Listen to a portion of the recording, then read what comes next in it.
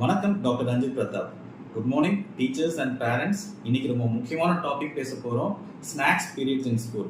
இன்னைக்கு இந்த ஸ்நாக் பீரியட்ல ஒவ்வொரு குழந்தைங்களும் எத்தனை பேர் பசிச்சு ஆரோக்கியமாக சாப்பிட்றாங்க, இல்லைன்னா பெல் அடிச்சதுனால சாப்பிட்றாங்கன்னு நம்ம பார்க்கலாம்.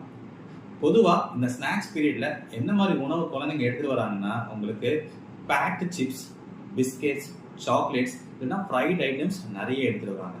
இந்த எல்லா விஷயத்துலையும் அதிகமான சால்ட் இருக்கு, ஃபேட் இருக்கு, சுகர் இருக்கு, சத்து கொஞ்சம் கூட இல்லவே இல்லை. இதே வழக்கமா கன்சியூம் பண்ணீங்கன்னா எல்லா குழந்தைங்களுக்கும் உடல் பருவம் வர வாய்ப்புகள் அதிகமா இருக்கு. அதே மாதிரி அவங்களோட கான்சென்ட்ரேஷன், மெமரி எல்லாம் கம்மியாகிறதுக்கான வாய்ப்பு அதிகமா இருக்கு.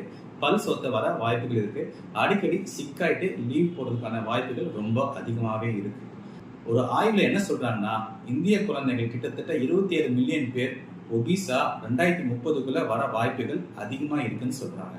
ஏற்கனவே 8.4% உங்களுக்கு ஒபிசிட்டியும், 12.4% உங்களுக்கு ஓவர் வெயிட் இந்தியன் பாப்புலேஷன்ல அதிகமா இருக்கு. குறிப்பா பிரைவேட் ஸ்கூல் படிக்கிற பாய்ஸுக்கு ரொம்ப அதிகமாவே இருக்கு. ஆவரேஜா பார்த்தா அந்த குழந்தைங்க எல்லாமே 110 இருந்து 130 கிராம் சர்க்கரை டெய்லி கன்சியூம் பண்ணதுனால உங்களுக்கு அந்த ஓவர் வெயிட் ஒபிசிட்டி நிறைய வர வாய்ப்புகள் அதிகமாக இருக்கு. இந்த ஓவர் வெயிட் ஒபிசிட்டி சின்ன வயசுலேயே வந்துருச்சுன்னா ஃபியூச்சர்ல உங்களுக்கு சுகர், பிளட் ப்ரெஷர், இல்லை கொலஸ்ட்ரால், இல்லை ஹார்ட் ப்ராப்ளம் வர வாய்ப்புகள் இருக்கு.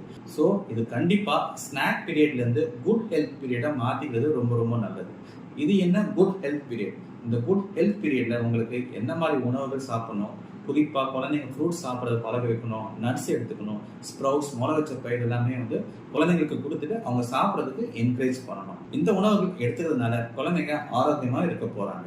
ஸோ இதனால பேரண்ட்ஸ் எல்லாருமே உங்களுக்கு குழந்தைங்களுக்கு சத்துள்ள ஆரோக்கியமான உணவாக குறிப்பாக ஃப்ரூட்ஸ், நட்ஸ், ஸ்ப்ரவுட்ஸ் மாதிரி குழந்தைங்களுக்கு கொடுங்க.